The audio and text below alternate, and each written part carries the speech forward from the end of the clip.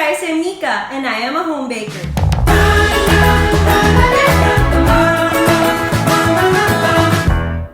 Sa ating mga kapwa home bakers dyan na naghahanap ng pang extra income at nagsisimula pa lang, nako, swak na swak tong recipe natin ngayon kasi hindi mo na kailangan ng electric mixer. So get your spatulas ready and let's get baking. First, we're going to preheat our oven to 180 degrees Celsius.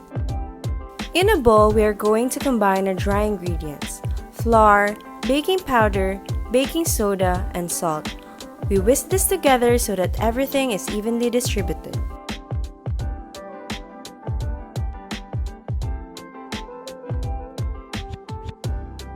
For this recipe, we want to use ripe bananas. The darker the streaks, the better.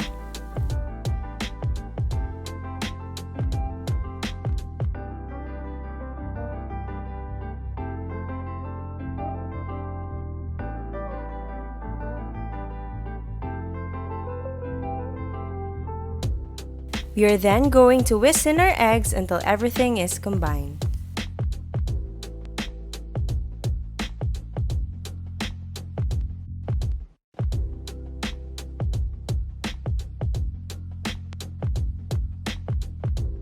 Next, we're going to add in our sugar.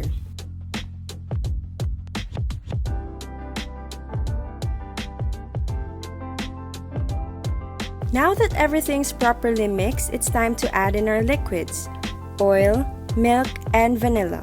We are then going to mix this until all the ingredients is incorporated.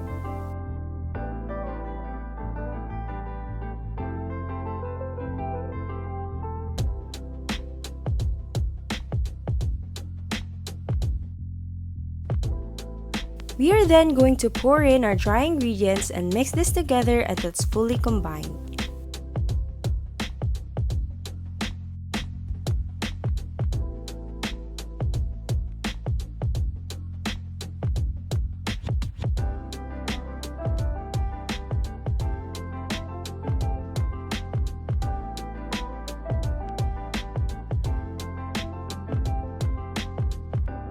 This is optional pero pwede nyo ding lagyan ng chocolate chips and nuts.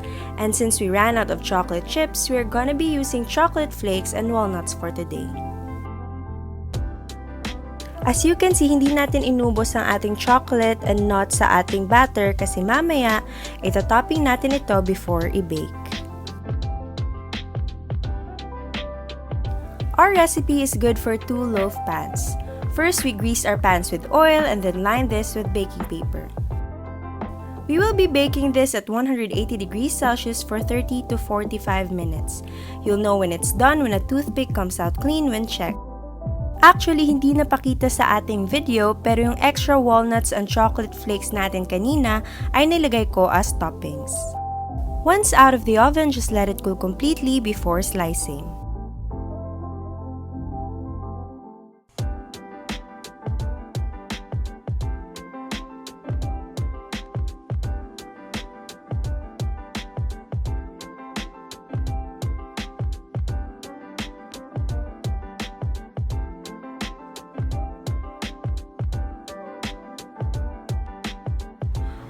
O, diba? Sobrang dali lang gawin ng recipe na to at hindi nyo na kailangan ng heavy-duty equipment. Tapos, kung wala naman kayong baking tin, pwede nyo gamitin itong mga oven-safe aluminum trays. Pwede nyo siya dito mismo i-bake at the same time, packaging nyo na din siya. Lagyan nyo lang siya ng baking paper or i-wrap nyo siya ng plastic cover. Pwede na talaga pagkakitaan, diba? When it comes naman sa ating cake, mapapansin nyo na hindi siya gaano katamis pero umaapaw talaga ang kanyang banana flavor. Dahil ito sa amount ng banana na nilagay natin sa recipe. Also, dahil doon, nagre-result ito ng napaka-moist na cake. And then yung walnuts gives it an added texture when you bite into the cake. So sa ating mga home bakers dyan, gawin niyo talaga tong recipe na to kasi sobrang ma-enjoy niyo siyang gawin. At the same time, kikita pa kayo, diba? Also, don't forget to tag me or message me kung sinubukan niyo yung ating mga recipes kasi sobrang na-enjoy ko talaga the past few days yung mga sinesend niyo sa akin. Sobrang namomotivate ako to make and share more recipes. Kaya comment down below din kung may mga request kayo. Give this video some love by liking and subscribing to my channel and then click the notification bell para updated kayo palagi. See you next week. Happy baking!